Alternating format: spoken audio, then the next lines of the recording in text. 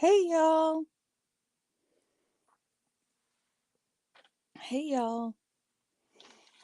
Good to see y'all here. I just wanted to come online and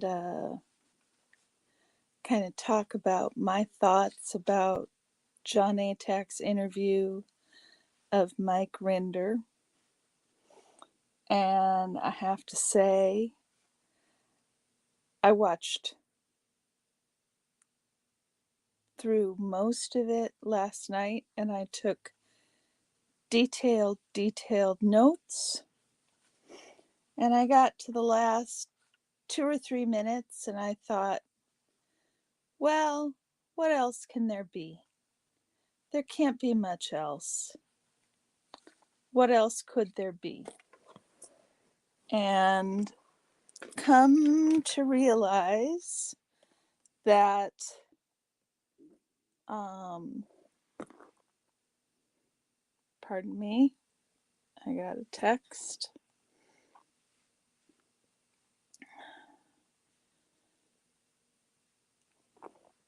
Come to find out, come to realize, well, so I watched most of it last night except the last 4 minutes or so. And I got up this morning and I was putzing around and I was thinking about things and I was looking through my notes. I was wondering if I was really going to even come on and say something because Poe on the Go has said what he's had to say. Marilyn said what she's had to say. And Susie has even weighed in. So I went ahead though and I watched the last 4 minutes. And I have to say, I want to start this, pardon me, not at the beginning of what they said, but at the end of what they said.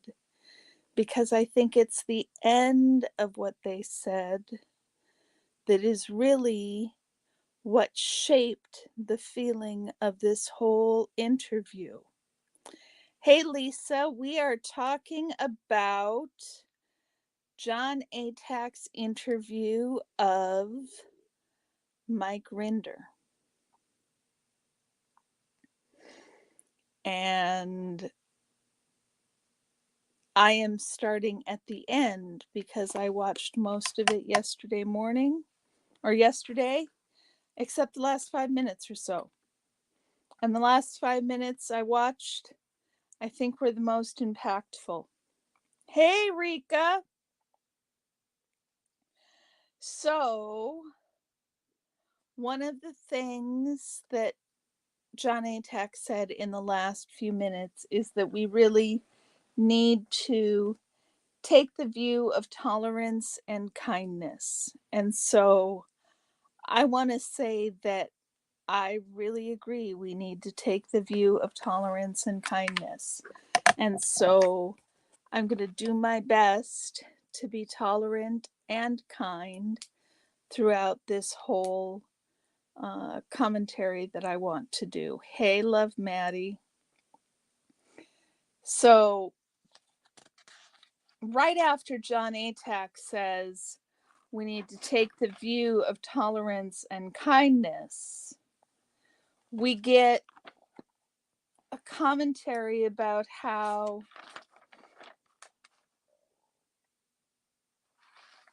Jon says that he has no evidence that would stand up in a court of law that Mike Rinder has done anything wrong.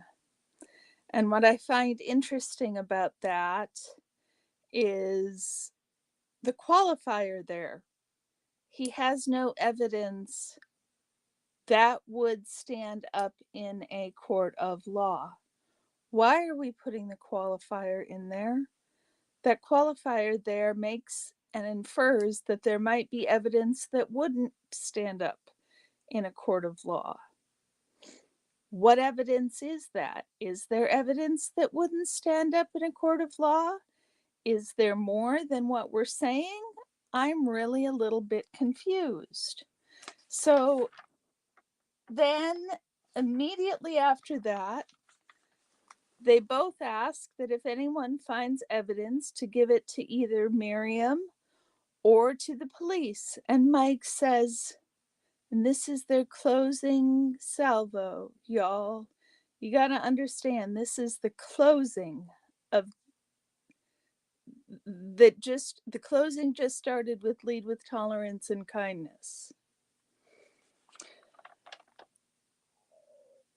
Jon Atak says, if you find evidence, I'm 100%. If you find evidence, go give it to Miriam Francis.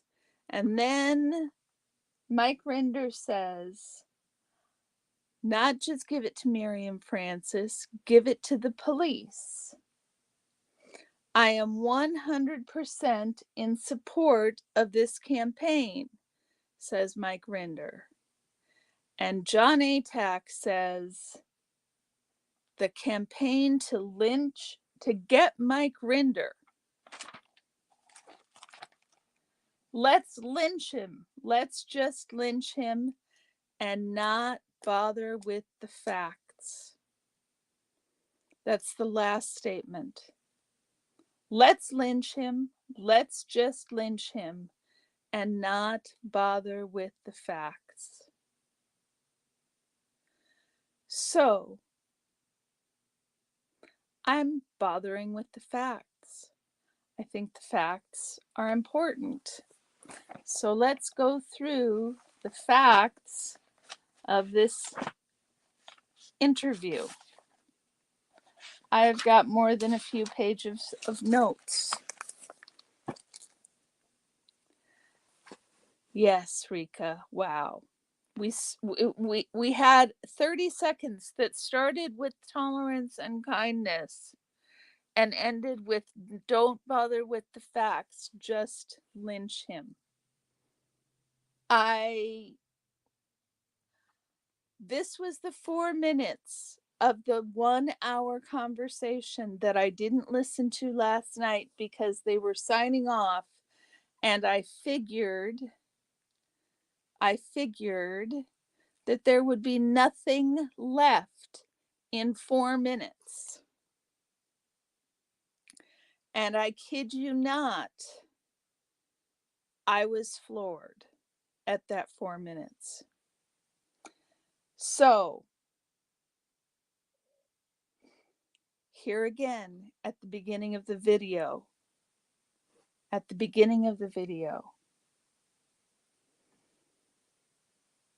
The cancer is brought up in the first 30 seconds. And the commentary seems to be,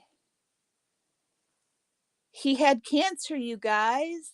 That's why he hasn't spoken before now. Didn't you know he had cancer? Okay. But like the way the tone is set is, wow, it's so great you're back. You've had cancer. Not at all what the headline was, which was, we're going to get into these questions that Miriam sent. So I'm waiting for the questions that Miriam sent. So the first 30 seconds, they bring up the cancer. And then they pull in, I thought this was, we're going to talk about the questions that Miriam sent. They pull in, since Aaron Smith Levin left the Aftermath Foundation due to irreconcilable differences, a war has brewed. So we are setting the tone that they are coming to this thinking that it's a war. It's a war. That's what they think. And so the question then we have to ask ourselves is, do we think it's a war? And why do we care so much? One of the things that really struck me here was how often there were little bits sprinkled in by Mike Rinder about how hard the criticism has been on all of them, Mike Rinder included.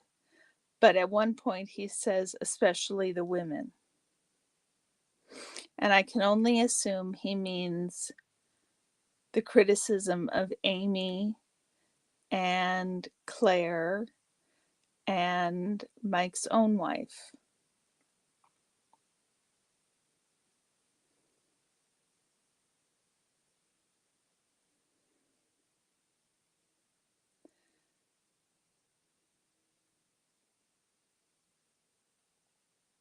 The thing is, Mike Rinder is complaining about the effectiveness of our form of protest.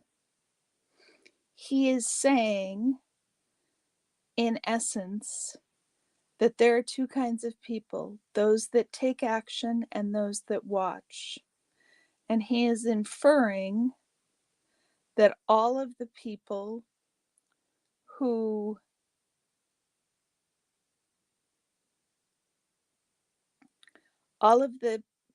are out here, all of us Squirrel Squad, are just watching.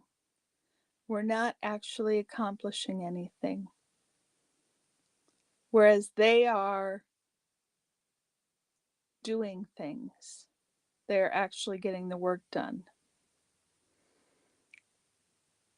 And I want to point out that the effect of the criticism is having an effect on Mike Rinder, on his wife, on Matt Pesch and Amy Scobie, and on Claire and Mark Headley. It's clearly having an effect, or they wouldn't complain about it, calling it a lynch mob.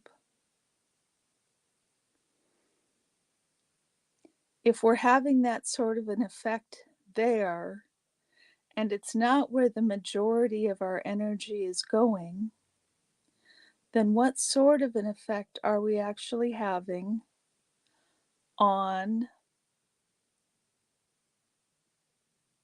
Scientology? And why is he suggesting that we can't be having the same effect on Scientology at a greater volume than what he himself is experiencing?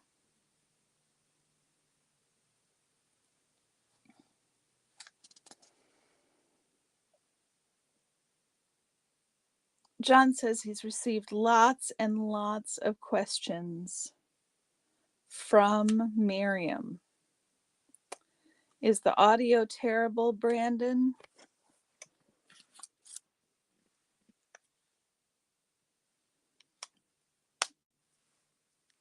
Can you guys still hear me?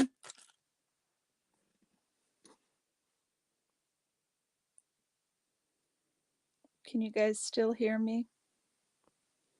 Let me know in the chat.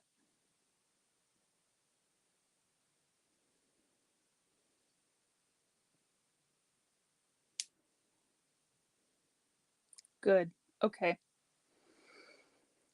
So,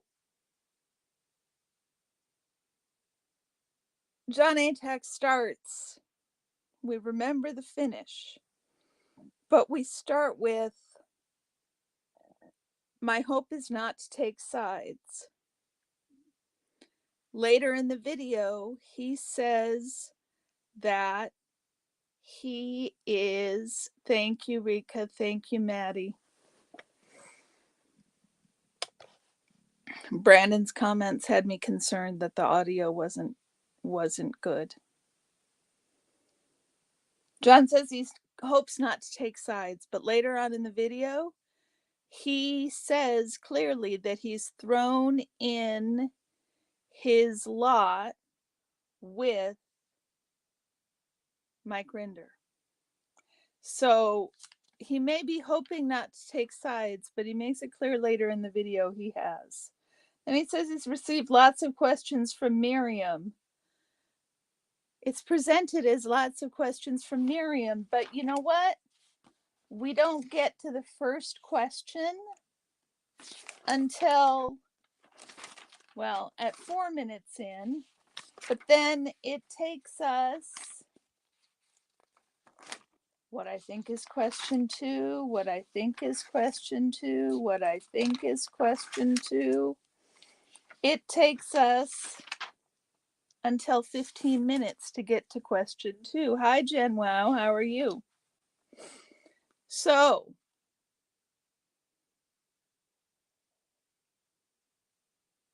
one of the comments that Miriam left on this video made it look to me like Miriam didn't know anything about this video being posted. Now, keep in mind, this video was posted a month ago in a Patreon group. And it was only released to the public on YouTube yesterday. So they've been getting feedback on this video for, I've heard a week, I've heard a month. Even if it's a week, they've been getting feedback on it. And the feedback hasn't told them to cut out the end with the lynch mob comment. I am floored. I am just floored.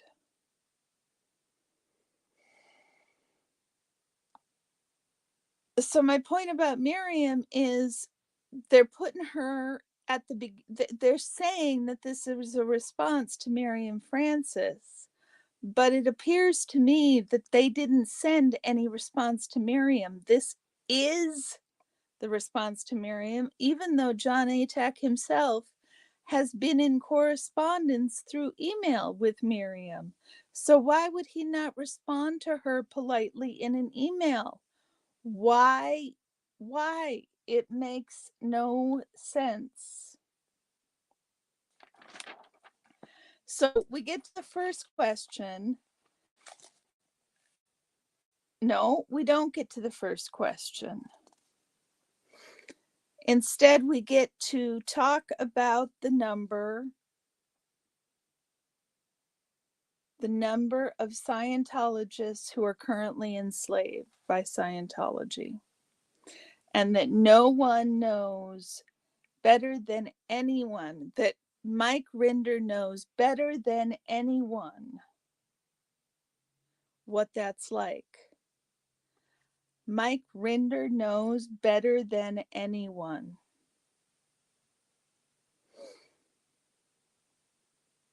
I think Mike Rinder knows a lot, but he is not the only one to have been in the hole. He is not the only one to have suffered abuses by David Miscavige. He is not the only one. So suggesting that he knows better than anyone how it feels to be victimized by Scientology is raising him to a level of,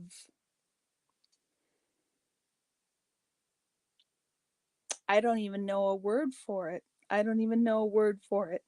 But this is immediately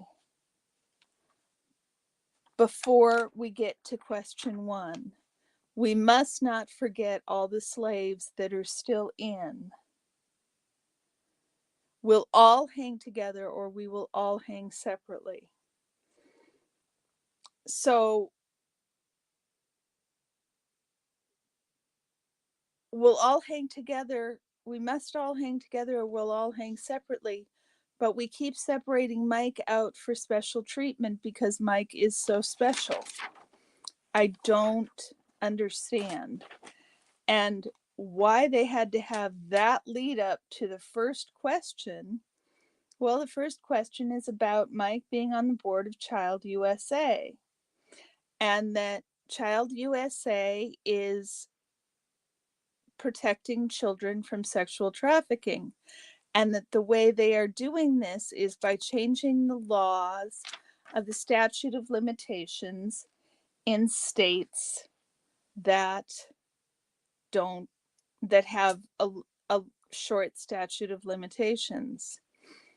And then that whole question is summed up by saying that Mike Rinder would be irrational.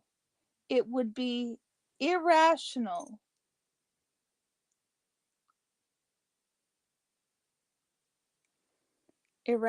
for Mike Rinder to do this work with Child USA if he had ever been involved in SA. So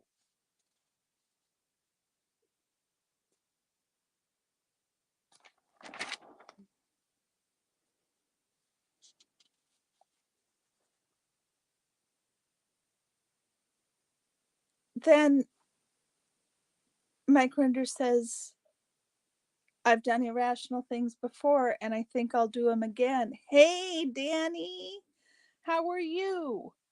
So first they're saying it would be deeply irrational and so he wouldn't do it. And then Mike says, but I've done irrational things before and I would do it again.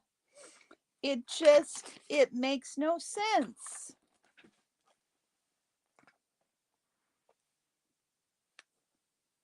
And then again, we think we're moving to question 2, but we get background again by Jon Atak about flying Miriam to LA.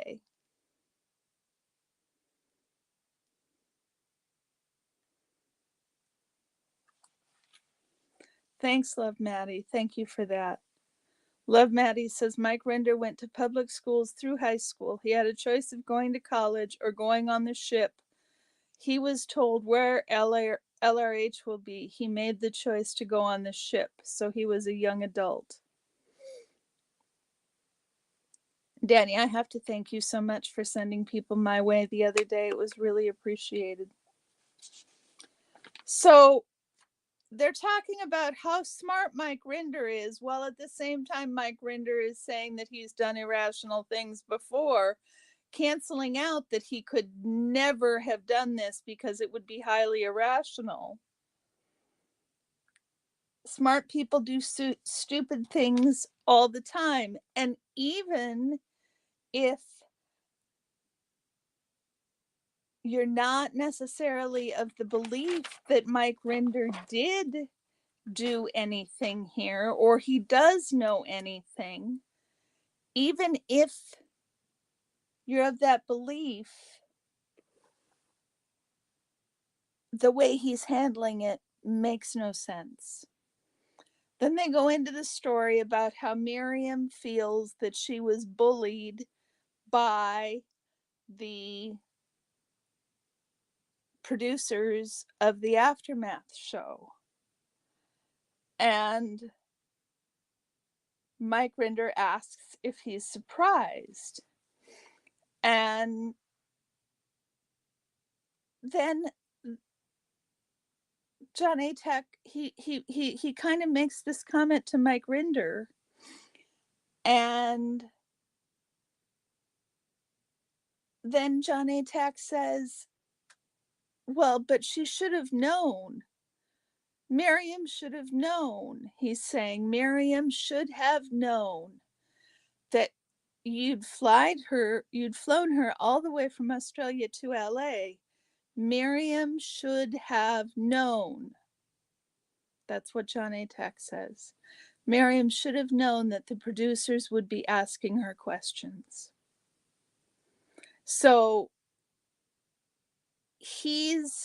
Jon Atak is blessing away for Mike Rinder. He's giving Mike Rinder absolution. That's saying that Miriam should have known. So Mike Rinder isn't at fault for Miriam being uncomfortable and being pushed by the producers. And then they go into the whole story about how no, indeed, it was, this blew my mind, y'all. It was Mike Rinder who is responsible for Miriam even realizing that she was a victim. It was Mike Rinder who was responsible for that. Because when Mike Rinder and Leah heard Miriam's story, they insisted she go to the police. And not only that, they stopped production. And not only that, these are Mike's not only that. And not only that, they called the LA police to come to the set, which never happens apparently. And not only that, but Mike and Leah talked to the police in detail about what Scientology was and was not, how Scientology worked, before they allowed the police to interview Miriam.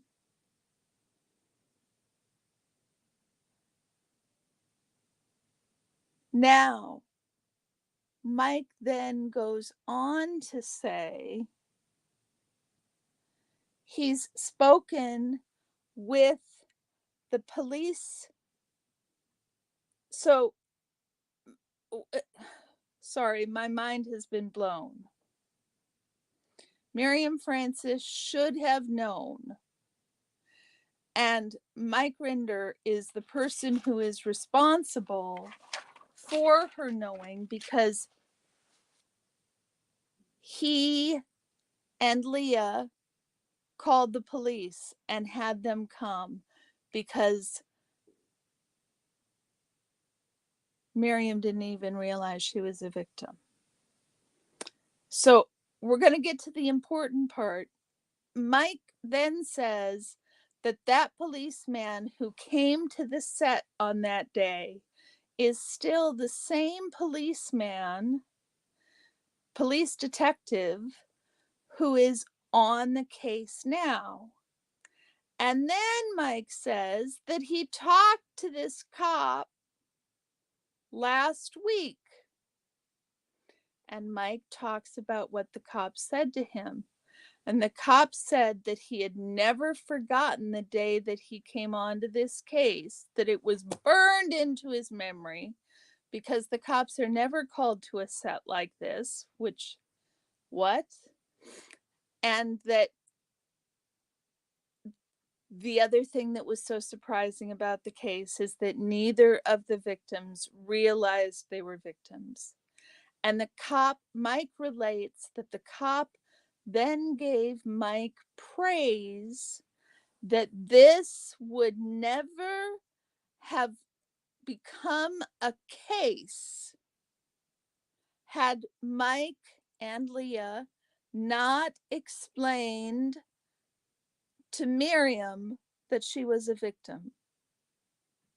It never would have become a case, y'all. That's what the cop told Mike, and that's what Mike is telling us. That is how he is building himself up. It never would have become a case, which completely negates that Miriam might have realized at a later time without any input from Mike. Mike doesn't need to be the savior here. Miriam could have figured this out at another time on her own. I don't know why he needs to be the savior of Miriam. Yes, he made it all about himself.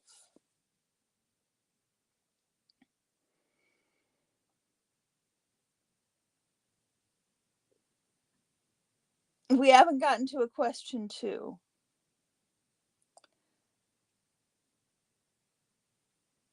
Rinder Jon Atak talks about how Miriam has spent 12 years researching this, and only 2 cases so far have they found. But if you find another case like this, tell Miriam. So what they're trying to say is, in all of the history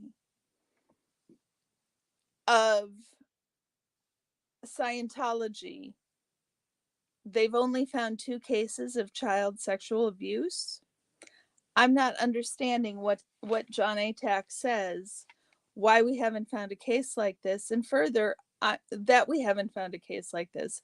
And further, I don't understand what relevance that has, except to suggest what they're going to suggest later, which is that Mike Rinder couldn't have known because things were so complicated. And if you throw in only 2 cases, then it would be searching for a needle in a haystack.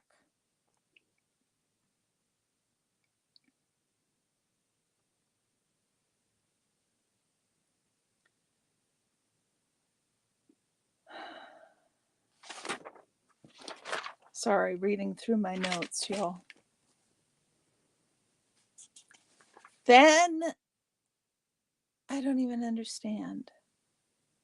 They bring up that the only other case in which Miriam Francis has brought up Mike Rinder's name is in the case of Carmen Reina. And then Jon Atak spends a bunch of time discussing his bona fides helping people get out of Scientology. They go on to discuss Carmen's case in detail, how poorly Scientologists have handled it, naming names, but not discussing who supervised during the abuse. So they gave the name of the person who came in to cover it up, but they didn't give the name of who was supervising the person they gave the name of. They didn't give that person's name.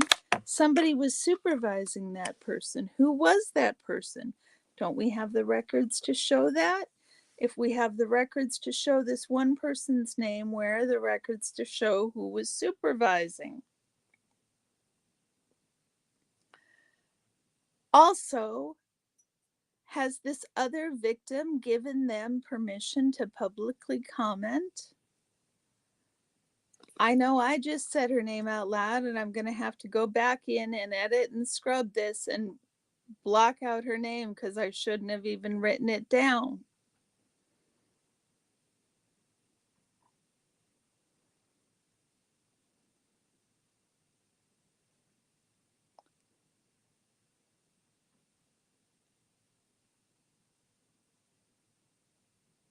We're still not really at a second question. We're still not ready at a second question.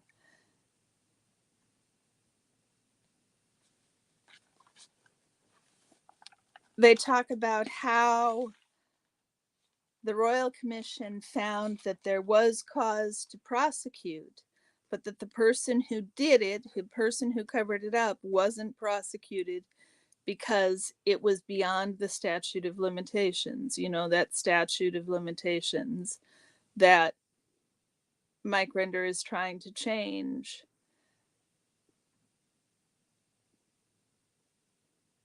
Well, again, they could name the person who did it. Why can't they talk about who was above that people?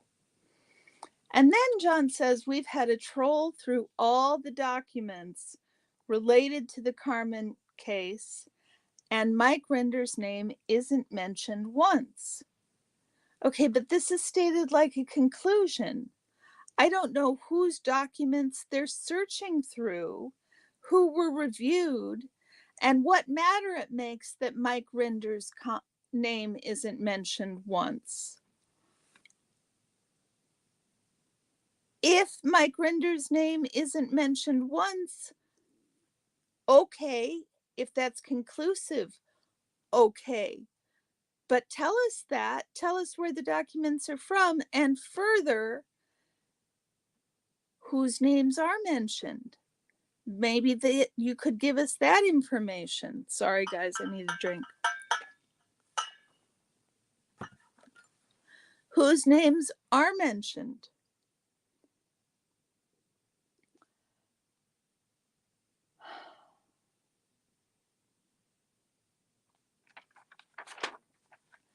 So then we're starting to get into question 2. Did you have any involvement with Carmen's case?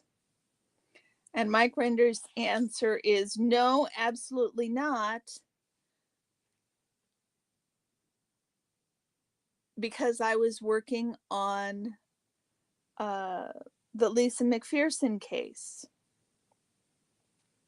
Mike Rinder says, everybody says, you must have known because you were the high up. You must have known because you were so high up in OSA. And Mike Rinder says that those people who say that don't understand how things work, which means that what Mike Rinder is saying is that the only person who understands how it works is Mike Rinder.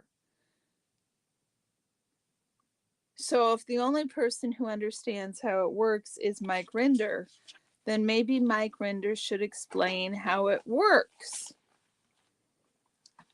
He's saying he doesn't he couldn't know because there was no way to know, but that he's the only one who knows how it works because people are saying he should know.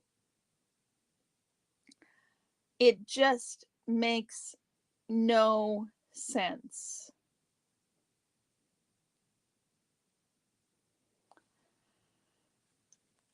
Then they kind of infer that,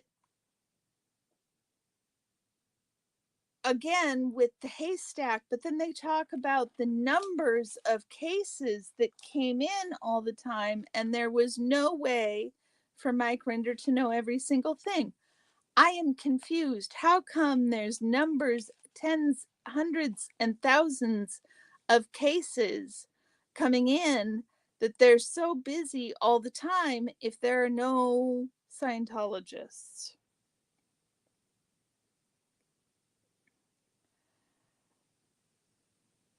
And I still come back to, what are these documents? How does Mike's name not being in there mean that Mike is not guilty? And if Mike isn't guilty, shouldn't you be able to search through these documents and find the name of who was involved? And then, of course, to think that one person could do everything is far-fetched. Back to tolerance and kindness, but he's calling it far-fetched.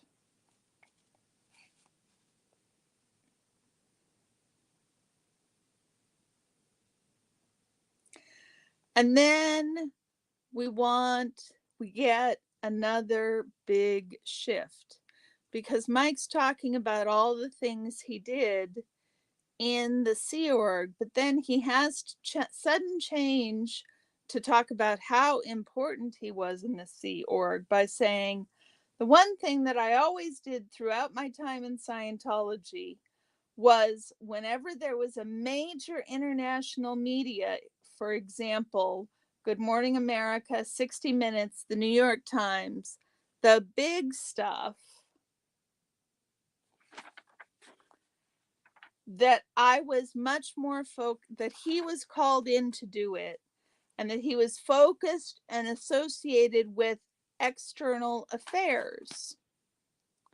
So why all of a sudden are we going into this huge exposition on how important Mike was in going to internal affairs? Mike spends a bunch of time feeling bad that he found Miriam's mother, but that he had no idea what was going on with her father.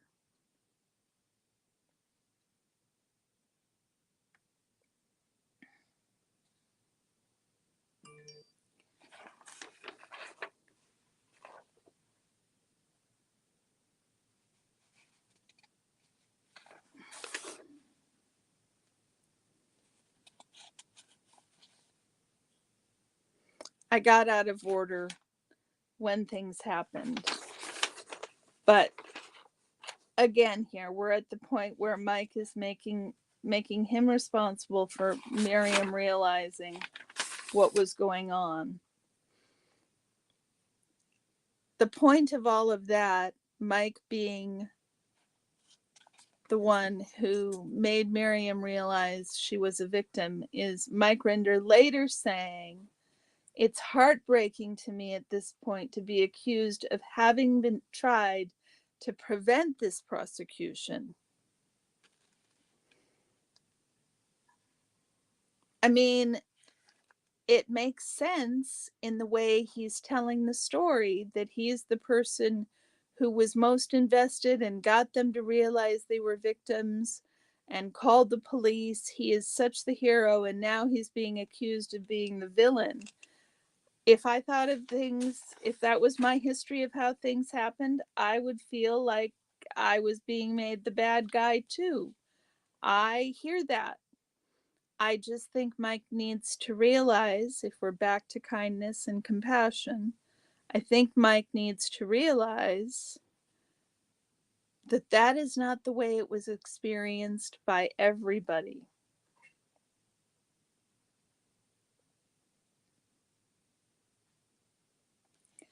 Then Mike Rinder goes on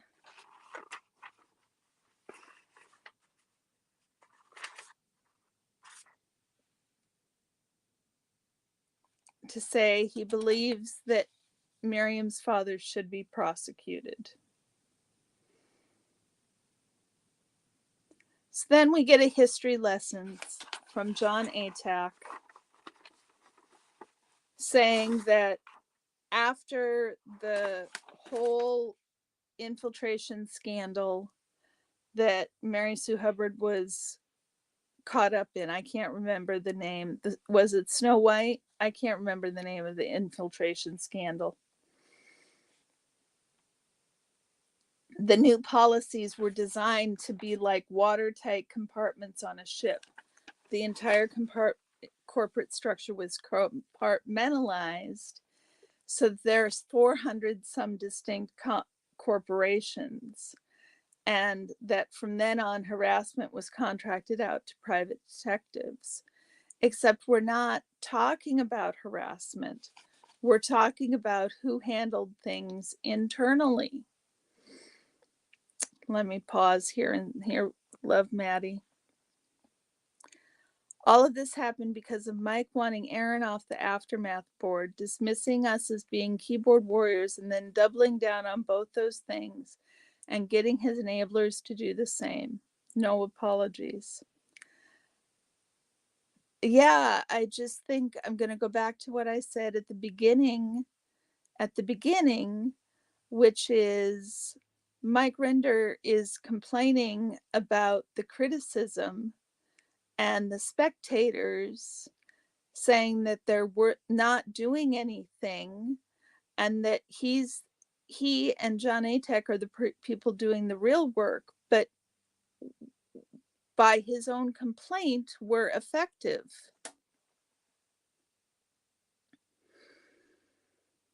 And Amy, yeah, I think he doesn't want to go to prison.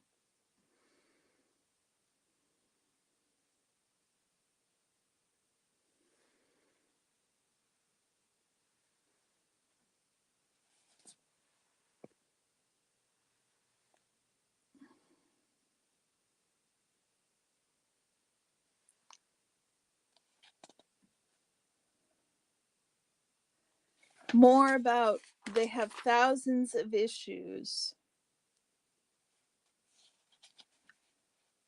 Mike continues to talk about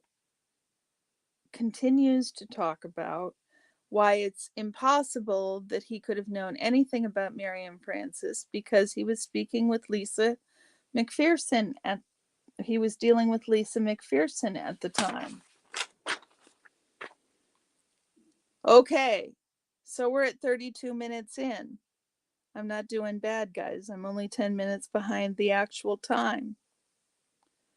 Jon Atak then moves to specific and simple questions. Question number 3.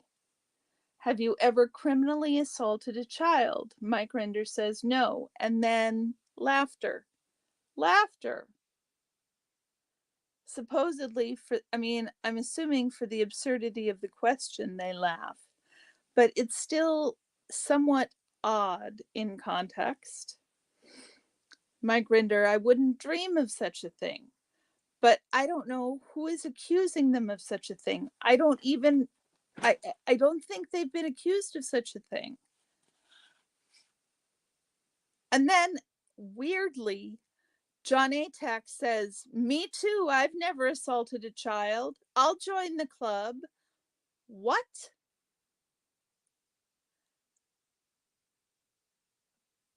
Nobody asked this question. I don't think anybody accused them of this. So making fun by asking this question falls really, really flat. How am I doing on being compassionate and kind? I don't know. Maybe I'm not being particularly compassionate and kind. They quickly go on. Finally, we're getting somewhere to question number 4. Have you ever covered up or hidden a criminal assault on a child? And this one is interesting because what Mike Rinder says is no, not that I'm aware of. Not that I'm aware of. No, not that I'm aware of. But I could have signed off on something that would have been covering it up and meant not knowing it. Indeed, Maddie.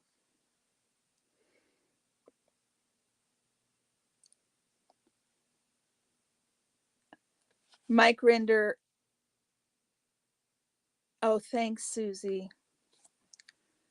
Yes, Maddie, not that I'm aware of. So the question that he finally got to, question 4 at 33 minutes in. Have you ever covered up or hidden a criminal assault on a child? Susie, it's good to see you, and thank you for that. Not that I'm aware of, but I could have signed off on something that would be covering it up. And then Mike Rinder goes on to say, for the children, the conditions that were there were conditions that were horrible and shouldn't have been allowed. And then all the Sea Org parents who were involved and knew could have done something about it. There were all the Sea Org parents who were involved and knew. So Mike is spreading the blame around to everybody. Now, I will grant you that there was no way for anybody, not Mike, not any of the Sea Org parents, there was no way. Sunrise Dawn, you always make the sunrise when you show up around here. It's good to see you. There was no way that Mike could have made a difference inside by trying to put a stop to what was going on with the kids. I don't think any of the parents individually could have made a difference. The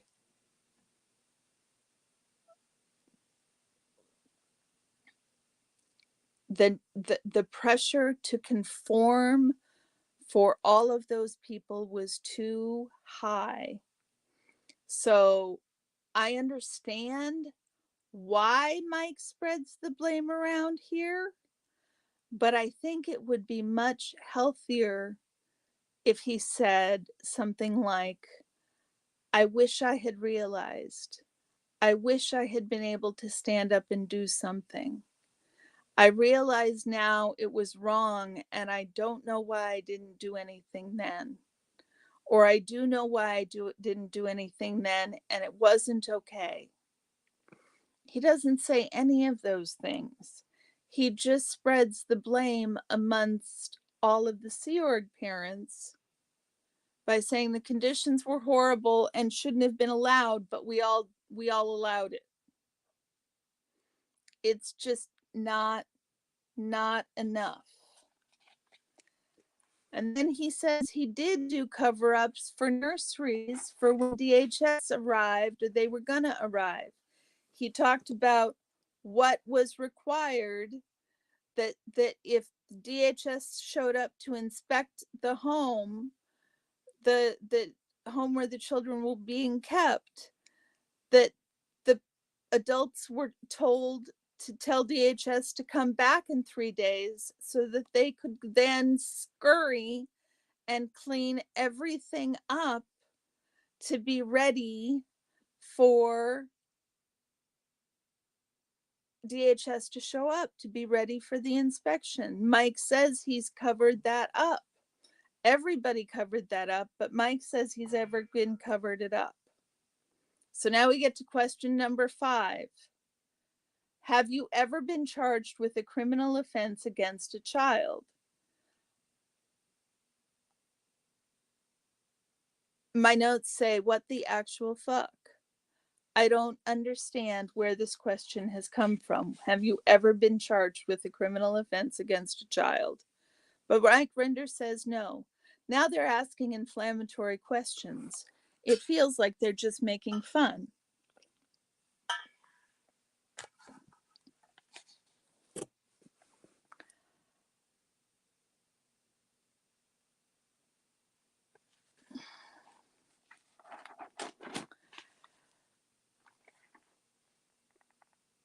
So, no, he's never been convicted of a criminal offense against a child. And then Jon Atak says it's been suggested that Mike Rinder wrote the whole book. And Mike Rinder goes into a long explanation of how, check my notes here.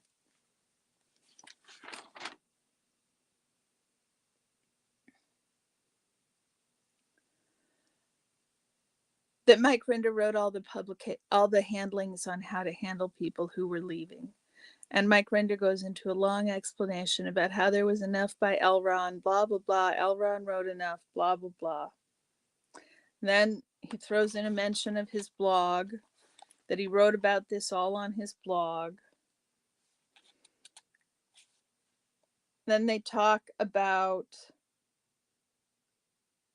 the files again, and that Mike Rinder's name isn't coming up in any of the files. Then the next question. When did you meet Carrie Francis, who is Miriam Francis's mom? And Mike Rinder says he doesn't remember when he first met her. And the next question. Was the transfer of Carrie Francis related to the Chelmsford affair? Mike Rinder says absolutely not. He needed an artist.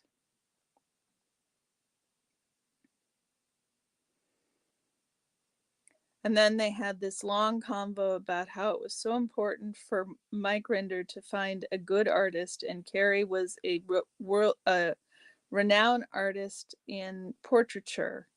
And so she made the portraiture of L. Ron Hubbard look much better than what it had looked like in the books before. Question number 8. Were you involved in dissuading the mother of Tony Strom's victims not to go to the authorities? Mike Rinder says absolutely not. And then Jon Atak says something really, really strange. They don't even really follow that up. And Jon Atak says, well, then it's very simple once we get down to it. What do you mean it's very simple once we get down to it? So now we've asked these questions, they've been answered, and that's it. It's very simple once we get down to it. There's no follow-up questions. There's no explanation. There's no wondering why these questions are being asked.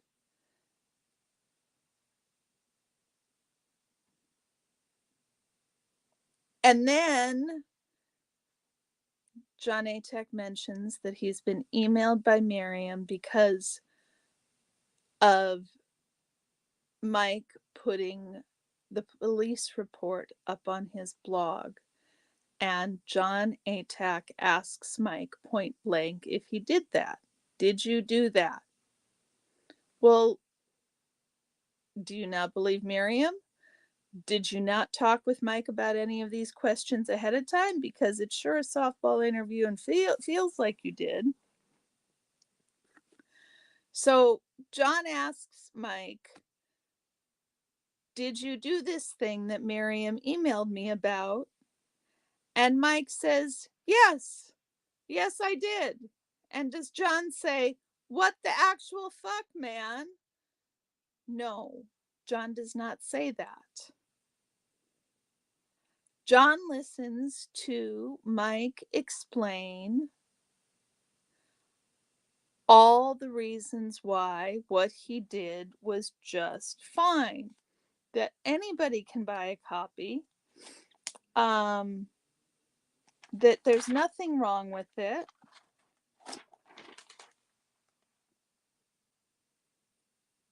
But then he says the cop called him. The cop called him when he was talking to that cop, the cop who said that he's the reason that they got the case. When he was talking to that cop, the other thing the cop said was, "Will you take it down? I know all the reasons you have it, but will you take it down?" And Mike said, "Yes, I'll take it down." So here's the thing, he'll take it down when the cop asks, but he won't take it down when it becomes clear from all the other criticism on the internet that it's not supposed to be there.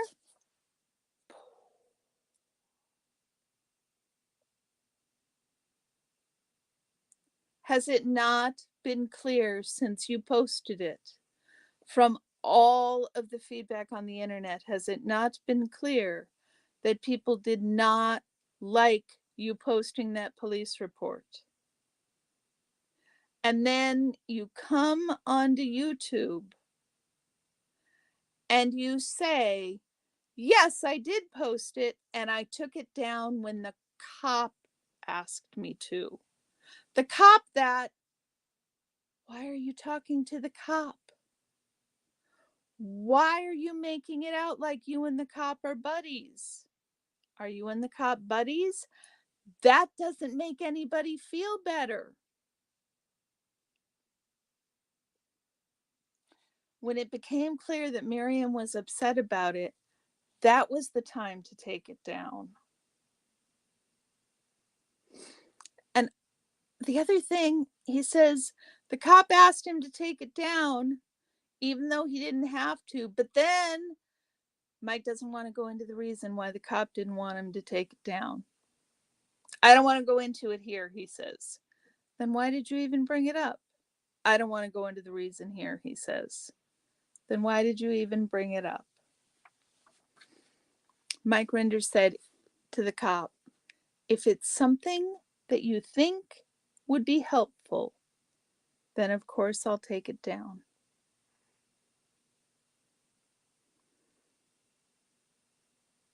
I want to know why Miriam didn't get that kind of respectful treatment. If it's something that you think would be helpful, then of course I will take it down.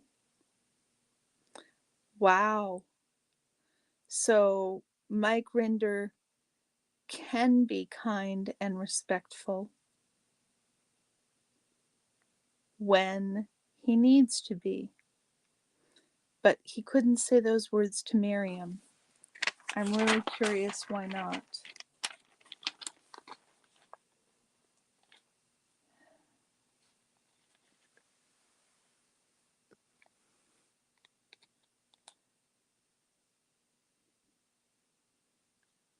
And then Jon Atak talks about who formed the Aftermath Foundation. And this, people, y'all, this just got weird. This just got weird because Jon Atak talks about who formed the Aftermath Foundation, and Mike literally squirms in his seat when Jon Atak says Aaron and the other guy whose name, Luis. When he says Aaron and Luis made the foundation, Aaron, Mike Rinder is like, and me, and me, and me. Jon Atak very matter-of-factly says it was Luis and Aaron. And Mike is the one who comes in and says, and me, and me, and me.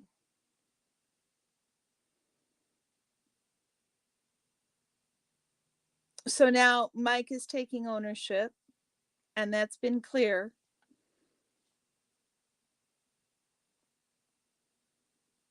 Love Maddie. I think that nobody talked about it. I think that what Mike Rinder was saying, spreading the blame, is accurate, but I think that you can't spread the blame anymore once you're out. You have to take accountability that you didn't do anything and that was wrong. And I'm sure you think that too. I'm just seeing your comment.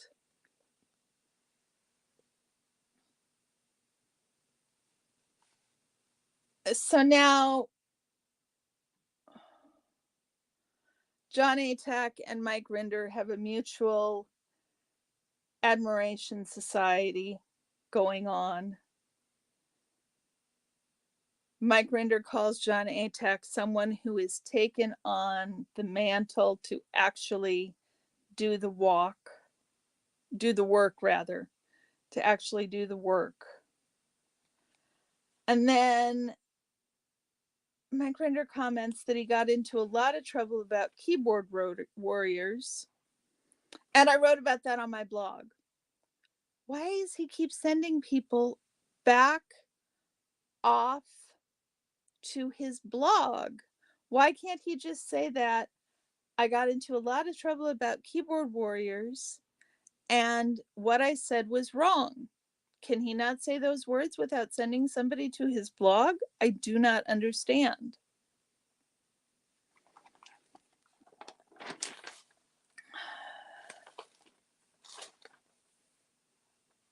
And then we get, there are two categories of people. And we're almost done here. We're almost done. There are two categories of people. And we've said this before.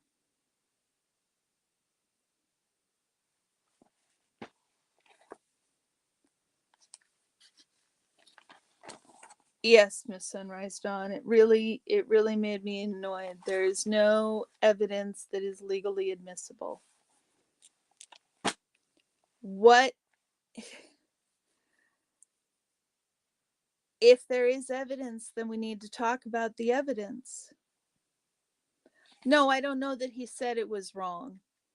But whatever he said on his blog, he could say in his words right now. He doesn't need to refer people back to his blog. He could just say, I said this on my blog, or I explained it this way. I don't know. It rubs me the wrong way because he's casting off doubt by saying, no, I already wrote about that. No, answer the question. Answer the question. And then we get into two categories of people in the world of anti-Scientology. There are those that do the work and those that comment on people doing the work. Those that do the work and those,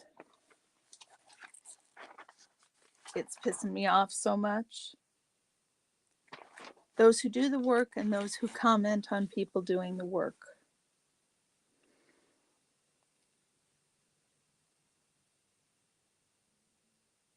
That sets up anybody who's commented on as doing the work.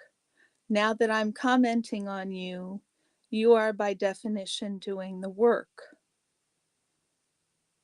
The people doing the work and the people commenting on it.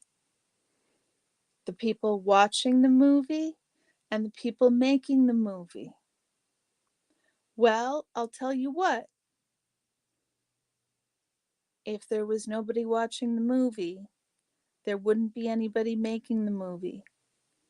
I wouldn't have sat here talking about this for an hour and 5 minutes with 0 viewers on my live.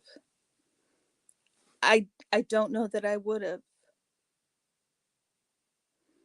We need the viewers. People who are commenting on it need other people. It's just two kinds of people, the people doing the work and the people commenting on it. Okay. Doesn't mean the comments are bad. It doesn't mean the comments aren't useful, but they aren't the people who are doing the work. And by that, Mike Rinder means actively engaged in doing things that help change the circumstances or help the victim. So Mike Rinder says that me, Marilyn, Susie, Poe, that none of us are actually doing things. None of us are actually actively engaged in doing things that change circumstances or help the victims. Yeah, Aaron didn't leave. I know, Miss Sunrise Dawn. I was just not going to correct it at that point. I need to come back and correct that.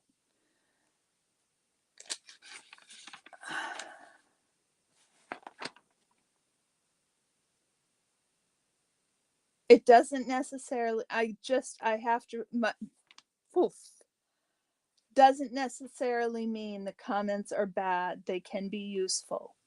But the commenters aren't the people who are doing the work. And by that, I mean actively engaged in doing things that change circumstance or help the victim.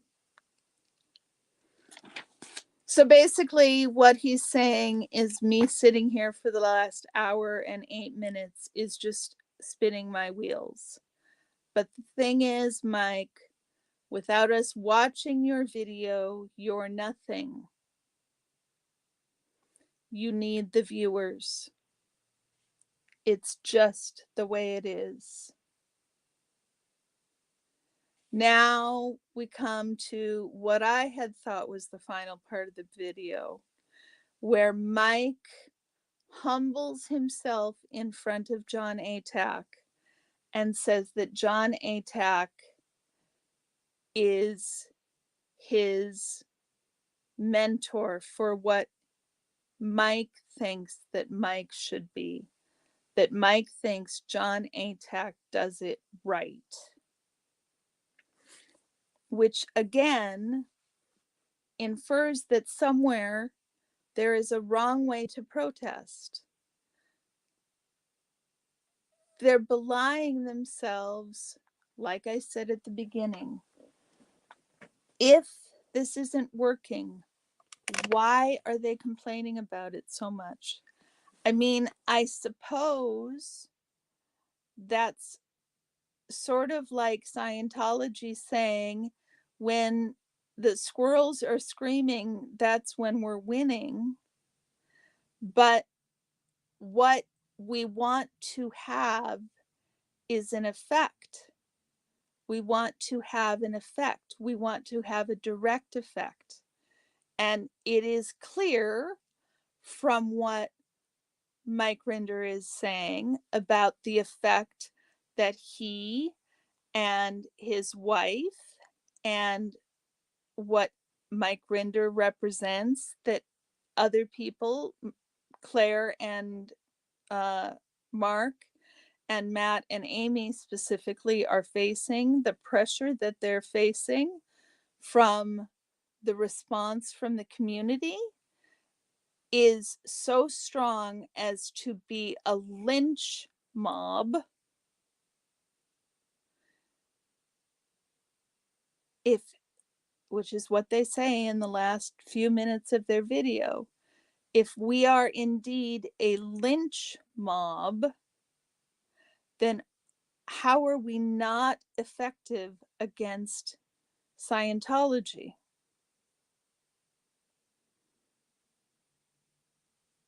Not to mention that it's offensive on its face to just use the term lynching in this context.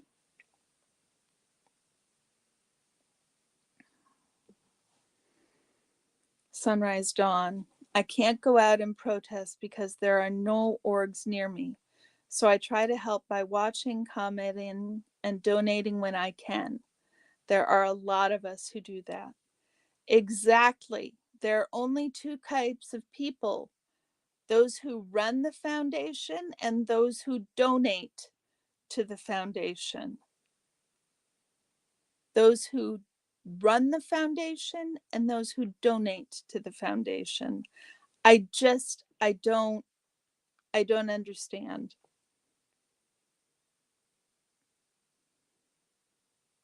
And then we end with we need to take the view of tolerance and kindness. I missed a few things. I missed the point at which Jon Atak says that he's known Mike for 3 or 4 years and that nothing ever that Mike has said to Jon has been untrue, which means exactly nothing. Exactly nothing. So we're back to the view of tolerance and kindness. I have no evidence that would stand up in a court of law. No evidence that it would stand up in a court of law.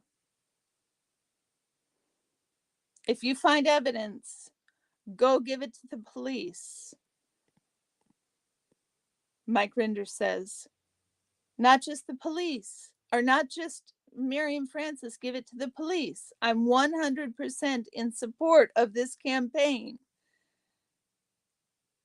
And Jon Atak says the campaign against Mike Rinder, the campaign against Mike Rinder. Let's lynch him.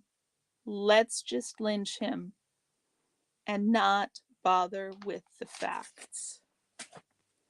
So that's where we are, guys. Let me look through what I've got left of the comments. Let's see if you guys have comments and questions. That did a little better than I expected. Took a little shorter than I expected, so that's great. Hey, Lisa, how are you? I got that answered. Hi, Rika. It's so good to see you. Love, Maddie. It's great to see you. Evie, I hope you're still here. Kat, it's nice to see you. Brandon, I think Brandon was complaining about the audio, so I apologize for that. Maddie says, yes, I gave Mike Rinder money. We all know he did.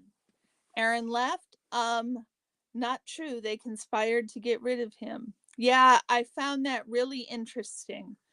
Jon Atak saying that the war has been brewing since Aaron left due to irreconcilable differences. And I thought that was a very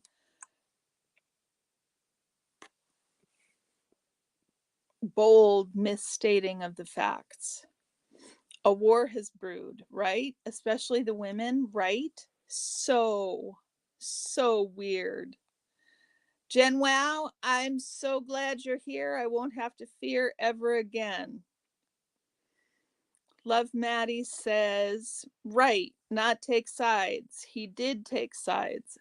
Lost respect for John. I thought he was a bit egotistical like Mike Rinder, and didn't like to have his expertise questioned, also like Mike Rinder. Yeah, they both seem a little uh a little like that. A little like that. Love Maddie. We talked about this one. He went to public schools through high school. He made a choice of going to college or going on the ship. And he was told where LRH would be. He made a choice of going to the ship. Danny, thank you so much. Thank you so much. Amy says they left the cult, but the cult never left them. Absolutely. I think it was Susie, bless her heart, that said never outs. Never outs. Love Maddie says 2 adult males that can't seem to relate or have real empathy for someone who went through what she went through. Yeah, I just don't get it. Amy, he sure did make it all about themselves. And Maddie, it's a bunch of bullshit from both of them. Maddie says the top person who ordered that. Yeah, where are the other names? Where are the other names? And there was a whole lot of John idolizing and being an apologist for Mike Rinder. There was a bunch of that. I do agree Mike Rinder doesn't want to go to prison.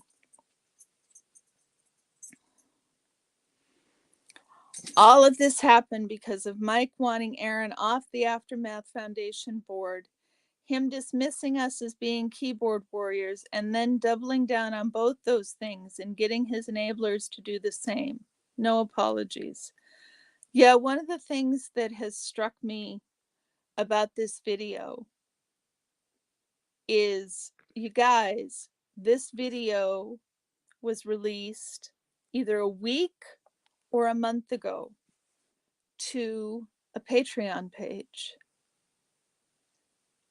And nobody suggested that the last 2 minutes might need to be cut.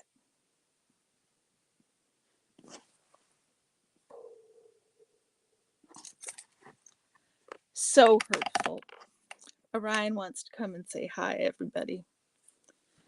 Mike Rinder is mad because the protesters and auditors are doing more to take the cult down. Yeah, I'm not sure why he's mad about that, unless he has to be the hero.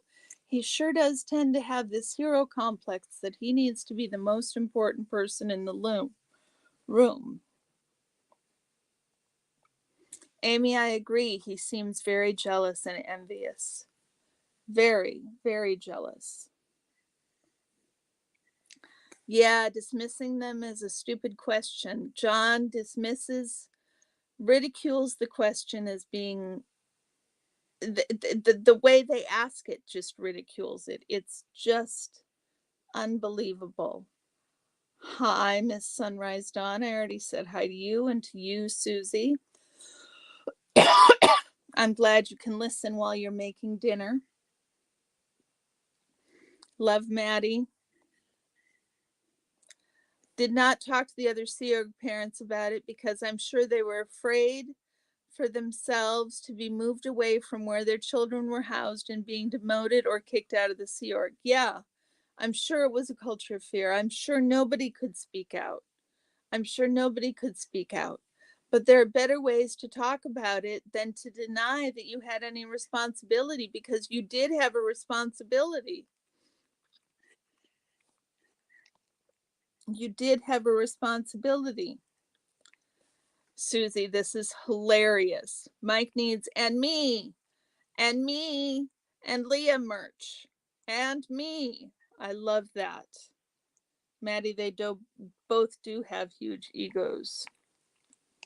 And Sunrise Dawn, immediately wondered if there was evidence and what it is. Made me lose respect for John, because if there is evidence, permissible or not, and he still supports Mike, that's a problem. Exactly. No, Maddie, I don't think he said he was wrong. I I don't think he does, but I do think he does want him to go to his blog. Cancer is no excuse. My dad has had cancer twice and never turned into an asshole. Well, I think cancer is an excuse for him not being responsive. But to diss everybody by saying, of course, that's why you haven't been able to talk, that's what got my goat. Like, we all knew he had cancer, but he's the one who's been making these comments. He's the one who's been writing in his blog. He has been doing things. He has been actively doing things. So him not showing up because he has cancer doesn't compute for me. Aaron didn't leave. He was kicked out. Their own fault. Yes. Kat, thank you so much for saying that about us watchers and commenters. Don't we help you people out there keep at it? I was mad. How dare he? Yes, you guys are so important. Without the viewers, this doesn't work. Without the viewers, this doesn't work. Miss Sunrise Dawn, I don't see him shutting down any orgs. I don't see him shutting down the test center. I don't see him confronting Scientology in person. Yeah, I was the one downtown telling the kids who came out of the org to look up what Scientology was before they went any further. I was the one outside the org on Friday when the guy wanted to go in and I told him not to. Does that really make a difference? I don't know. I don't know. What do you guys think? Does that make a difference? Should I keep doing that?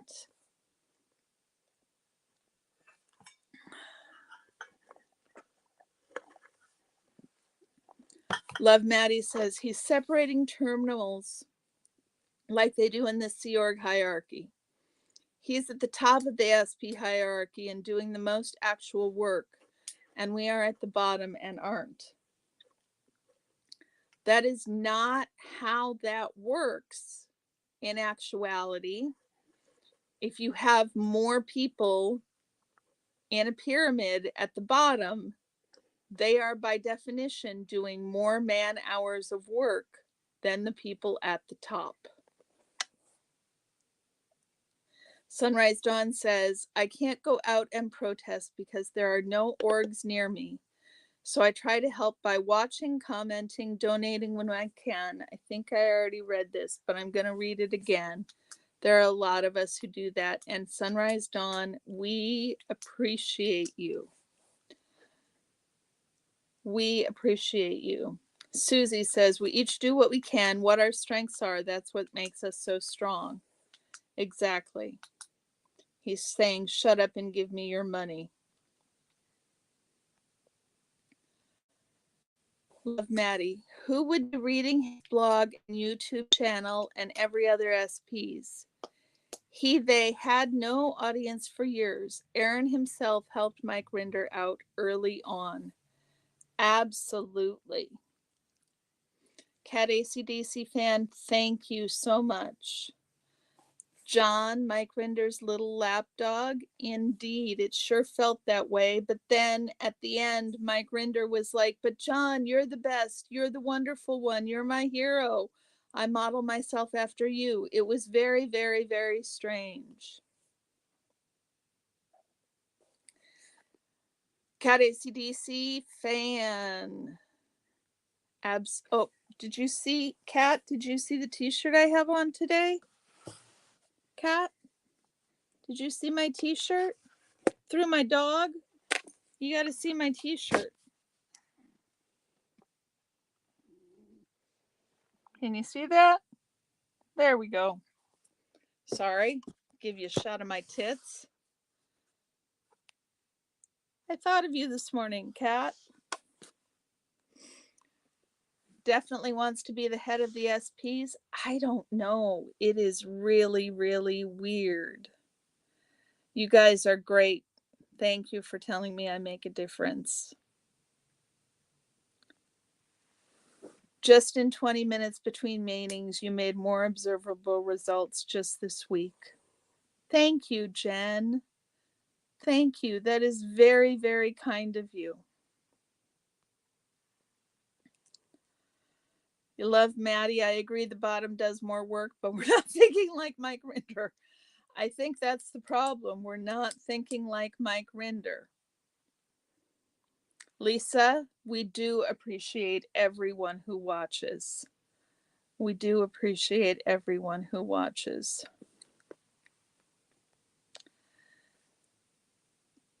Sunrise Dawn? Seriously? 5 years before that happened, she had filed charges against her father in Australia. And Mike is going on about this, saying that he is the one who made her realize she was a victim.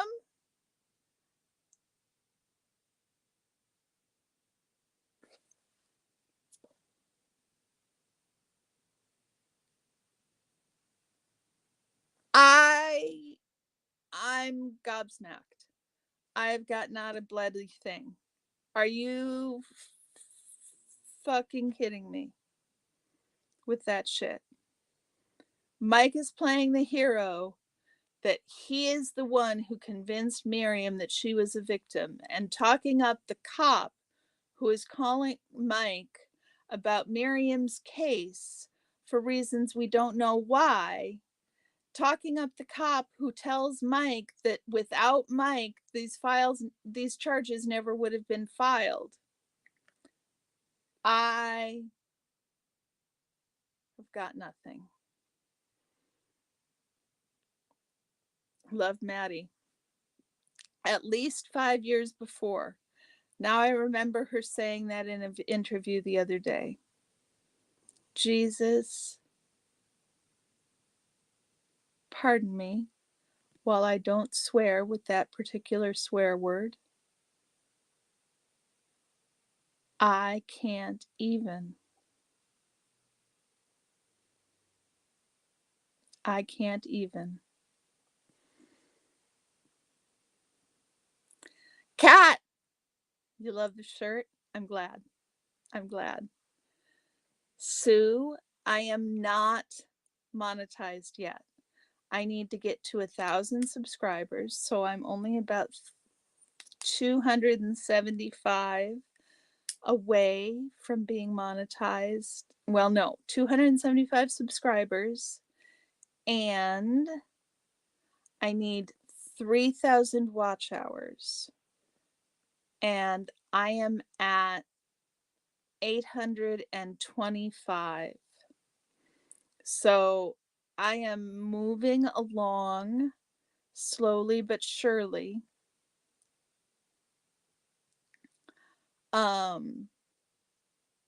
It is moving along. I'm getting the watch hours here and there, and I'm being pretty persistent at doing lives. I went ahead and sprung for the $25 a month that StreamYard costs, because I'm doing enough lives that I was about to exceed the StreamYard free plan limits on live streaming. So I'm hoping. I've had a few people donate to my Buy Me a Coffee, and that is so incredibly kind. I just almost cried with the first donation. I can't believe that anybody would think that what I'm doing is worth something, and it's just gas money at this point. But it's so helpful, and it's so kind of you guys to think of me. Working steadily on the monetization, and it will come, and then I'll be able to pay myself back for the StreamYard. It might have been on when she was on with Natalie. I'll go watch that interview again. Love, Maddie. Oh, okay, Susie. They told her to file in LA too, but he is not why she figured out she is a victim. Yeah. That story really really, really, really, really, really, really, really rubbed me the wrong way. Yes, everybody like and subscribe. I don't know how many likes I have, but the subscribers, any likes and subscribes help. Um, we are getting there. We are getting there. Do you guys have any more questions or thoughts? I hope that this was helpful. I hope that I didn't just repeat what Susan and Marilyn and Poe have said. I hope I gave you a different perspective and helped you understand the video, especially if it's not one you want to go watch. It was not particularly fun to watch a couple, 3 times. It took me about 3 hours to go through it the first time, minute by minute.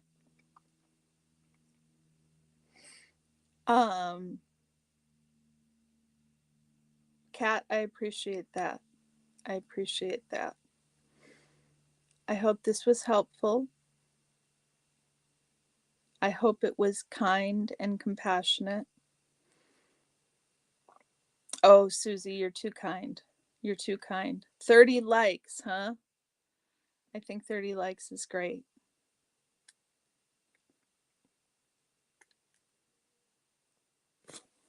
Get a drink. My mouth gets dry.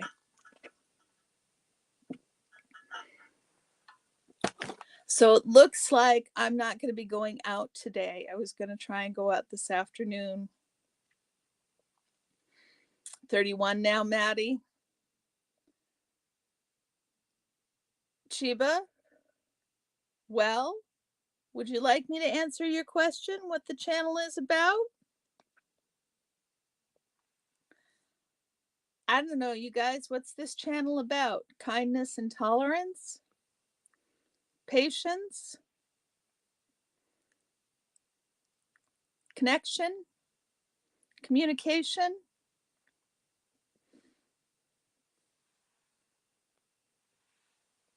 What do we think this channel is about?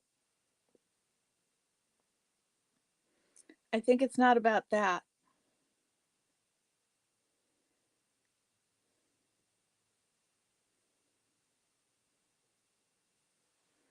There is life after a cult. That is what the channel is about. There is life after a cult. There is a way to get out. There is a way to connect and communicate with other people. There is a way to reach outside yourself to find connection and community. That, I think, is what this channel is about, Chiba. So if you don't like it here, please hit the don't like button and don't let the door hit you on the ass on the way out. So, anything else interesting going on in life? I'm not going to go downtown and protest today. I was thinking I would go down this afternoon, but it's 4 o'clock. It's cloudy as fuck out. I don't want to go down there this late.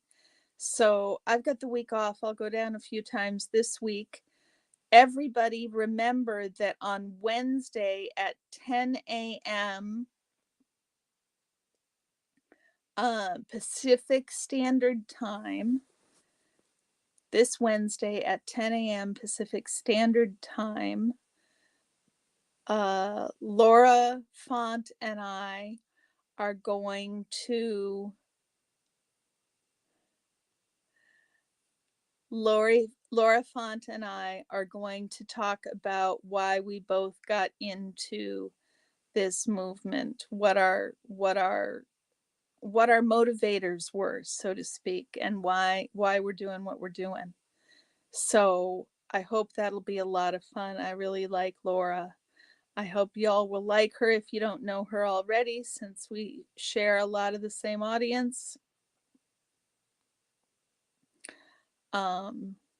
So I hope you'll come see us this Wednesday. Lori, you are so sweet. I mean, you know, if Chiba is so upset about me skipping their question, then they can totally hit the dislike button. But yeah, what we want is love and support. No time for love or hate. Laura is awesome, Cat ACDC fan, and I'm so excited to be doing a live with her. I think we'll have a lot of fun. Would love to see you all there.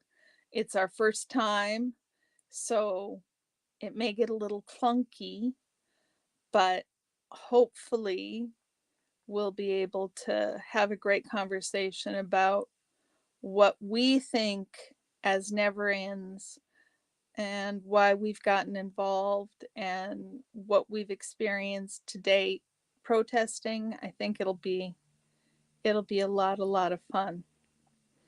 So, okay guys, the dog has vacated. The cat is on its way. Do you guys want to see the kitty cat? Let's hold up just a second and you get to see Soda. Let me call him up. Hold on. You guys can see the kitty cat.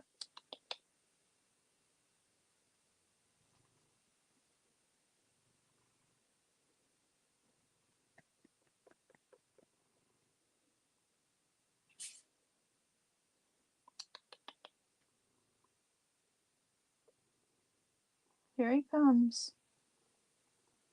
You just gotta give it a minute and be patient.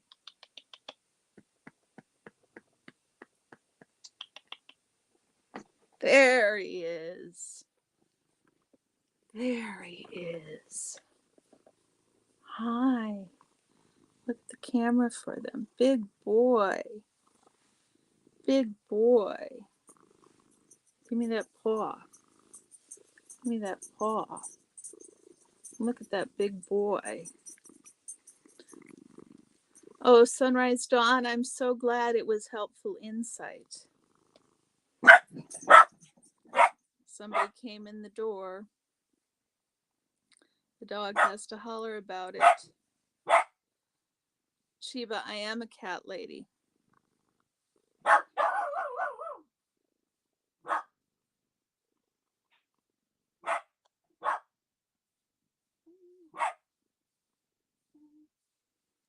Just a second, guys. No, one of the kids came home.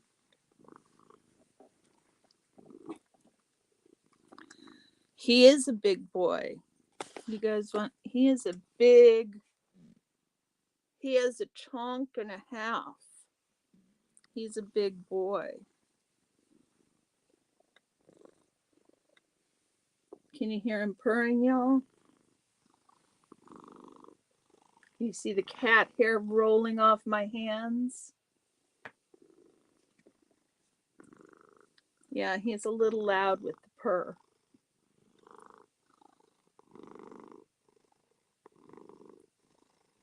Sorry, Susie. That happens to us all the time. Anytime there's a TV show on with dog barking, mine runs for the door, barking, barking, barking.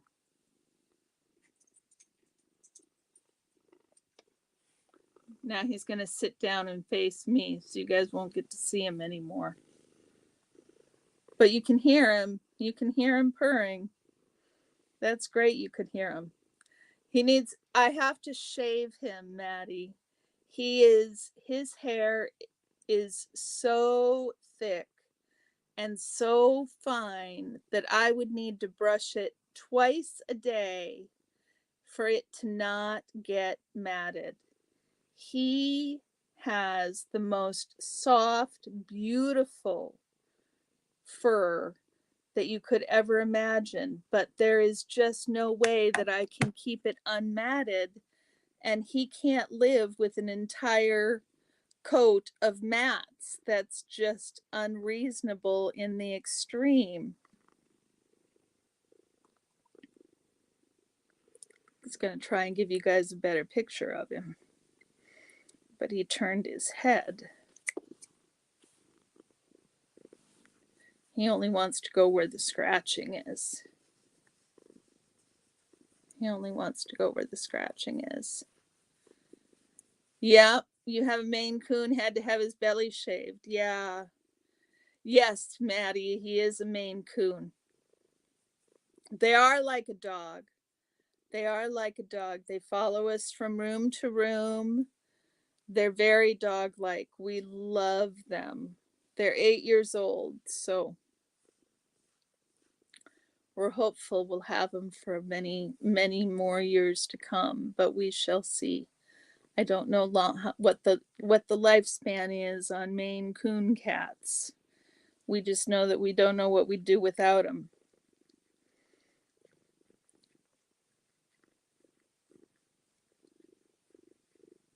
Love Maddie, where did I use they?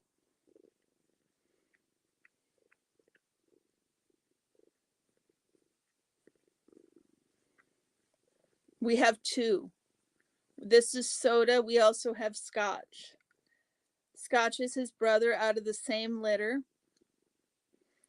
And Scotch is a little more reserved. He doesn't come visit as often, especially if the dog is around.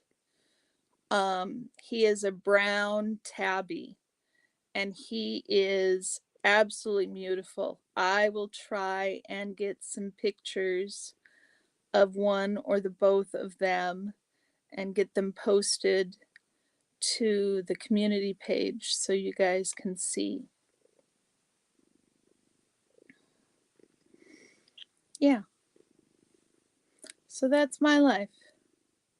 I'm still in anxiety about the last grade for my finals because the one I got for my final was my long hair maintains her silky fur. My domestic short hair manages to get dreads. Wow. Well, Orion came up, but he didn't do much visiting today. Miss Sunrise Dawn. So is he saying he couldn't deal with more than one matter at a time? If that's the case, he couldn't have been very good at his job. I don't know what he's saying. If he was focused only on the Lisa McPherson case, that's what it sounds like he's saying, is that he could only focus on the Lisa McPherson case. But I don't get the impression that he was a specialist who only handled one case at a time. I got the impression that he oversaw all the people who were handling the cases.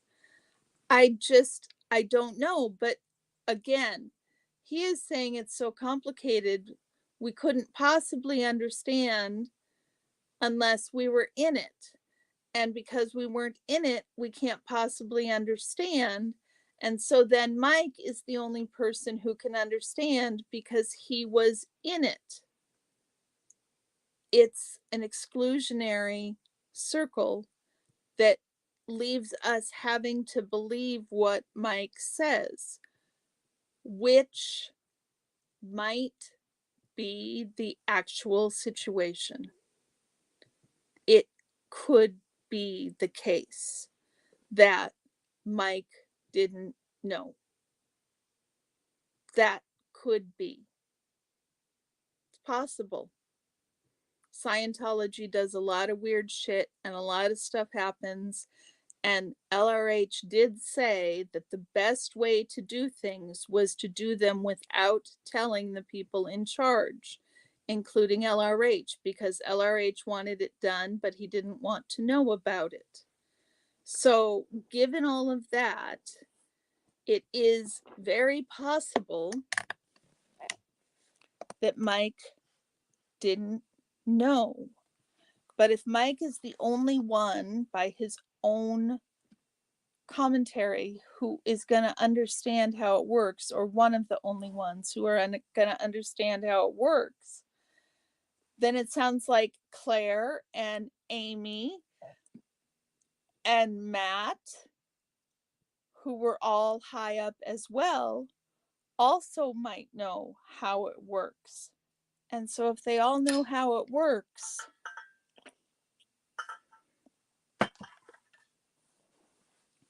And we all don't know how it works, so we can't understand. Maybe that is the entire problem. Maybe the problem is that Mike needs to sit down and explain how it works, and he's not willing to. Maybe Claire, yes, after the Operation Snow White, they divided Scientology into something like 400 corporations so the left hand wouldn't know what the right hand was doing. And John and Mike spent a large amount of time speaking about how that happened and why that happened and the reasoning for it. And one of the reasons is LRH said the best way to do it is so that there is, exactly, Susie, plausible deniability. So, given that, I will say again, it is entirely possible that Mike Rinder did not know. But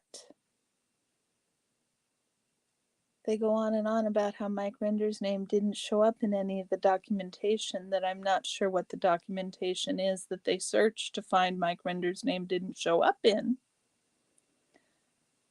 But they don't talk about whose name did show up. They don't talk about whose names did show up. And if they've got all the documentation that proves that Mike Rinder can't be legally held liable, and they've got information about people who were responsible but also couldn't be held legally liable,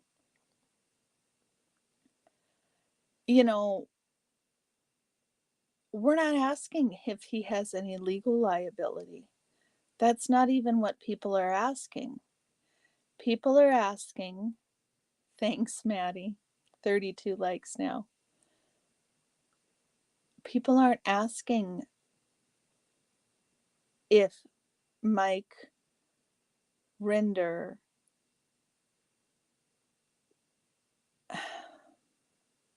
sorry, I lost my train of thought. Jon Atak says that he's seen no evidence that would implicate Mike in a court of law. I'm going back to the qualifier there. I would feel much better if John said there is no evidence to implicate Mike.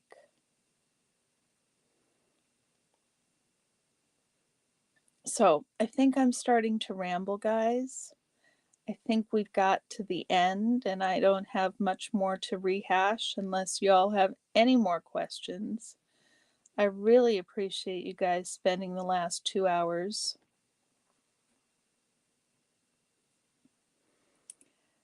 Yeah, Kat, I think that's what I'm trying to say. Legally, maybe he didn't know, but you watch his earlier videos and he sure acted like he knew. That male narcissistic ego was popping out all over. Love Maddie, that was my question. That what was John looking at? I think that they are referencing the notorious documents that Mike Rinder had all this time that nobody knew about until a few years ago, that are the same documents that Mark Headley goes over in his spy files.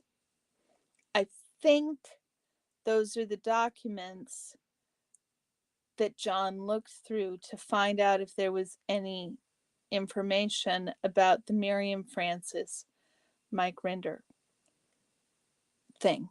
But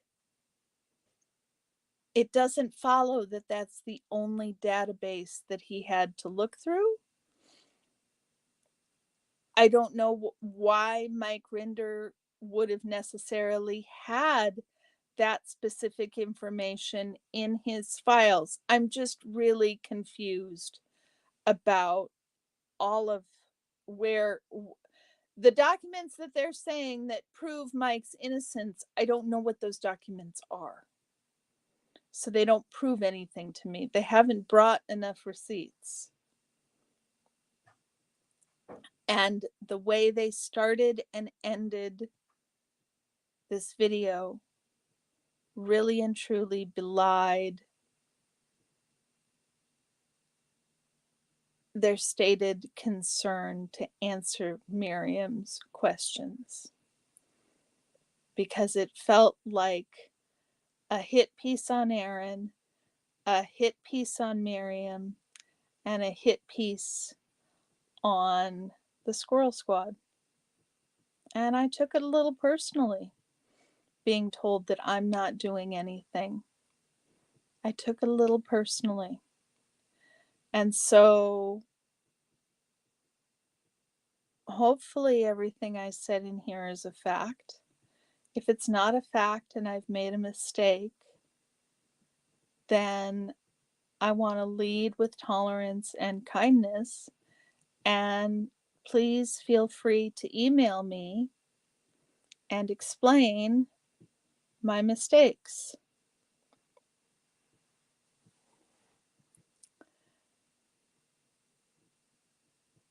Not bothering with the facts and leading with tolerance and kindness, or bothering with the facts and leading with tolerance and kindness, is something I can get behind. Lynch squad, lynch mob.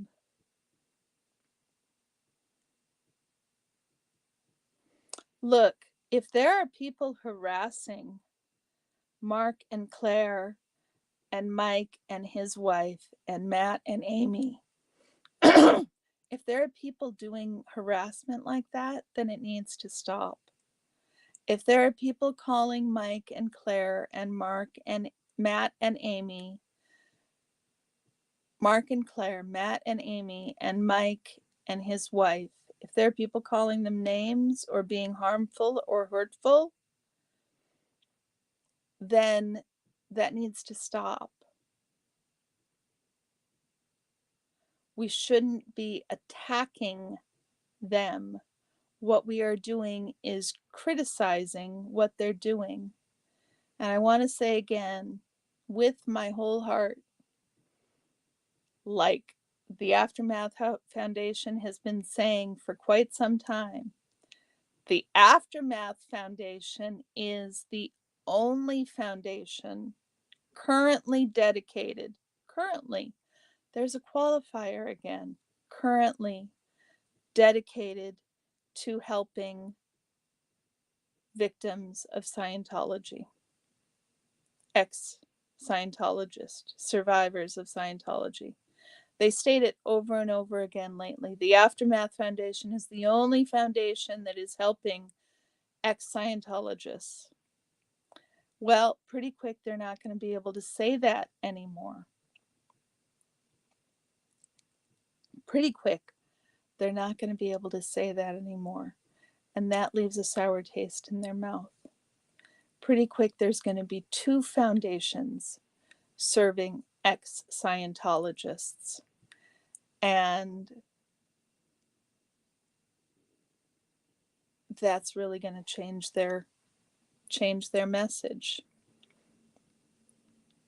Jen Sell, thank you for thanking me. I really appreciate it. Susie, yeah, we're not to question the cult of Mike. I please send me criticism. I love the criticism. 33 likes, that's great, Maddie.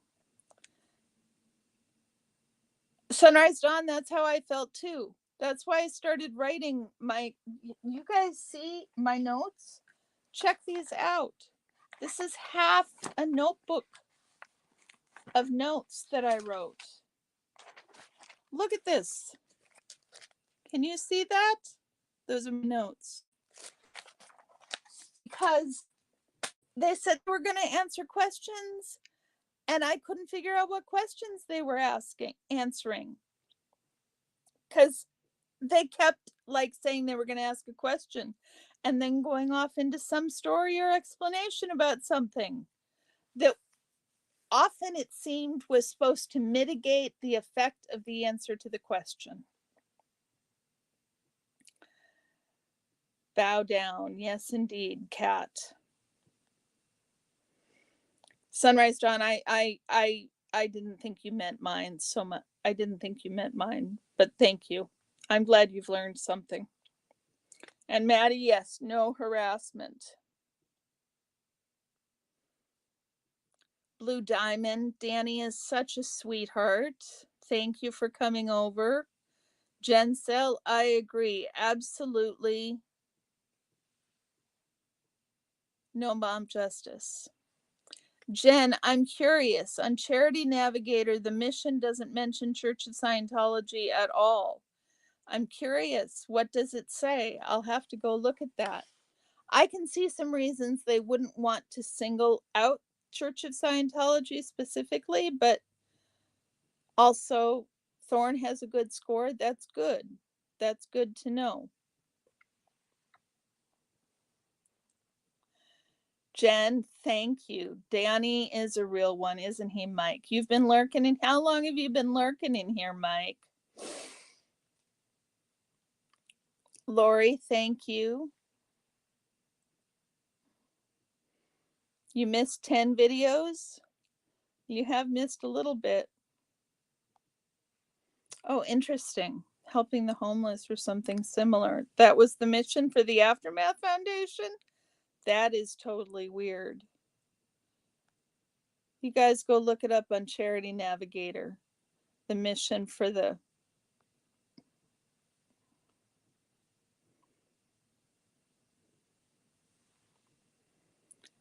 have heard some here's hi GM Flower, it's nice to see you here. Says you have heard some injustice apologies from even those who were born in, but not Mike Rinder. Yeah, I've said it before in other videos and I will say it again. If you want to see the best video out there, go look at the video that Lara FM did with Mike, not Mike Rinder, the other Mike. She did it with the other Mike. And he also, and I've said this before, he also really didn't think that he'd done anything wrong. Right, guys, Mike Brown, thank you. Mike Brown didn't think he'd done anything wrong. He said it himself. He talked about his feelings before going into doing that with Laura and how upset he was, and that he didn't feel that he'd done anything wrong to her, that he was the victim himself. And he had to take some time and work really hard to look at it from Laura's point of view in order to realize that there were some things that he'd done. And I think that what I don't see Mike Rinder doing is taking that time. Yes, Mike. Indeed, there are too many damn mics, you sweetie. Blue Diamond, I am glad they sent you over too. They've been very sweet to me and very kind.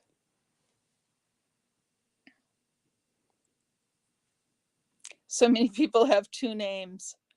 Well, I did Carrie Ann because there's so many Carries, and also because it's the name of the song. Hey, Carrie Ann, I thought it was cute.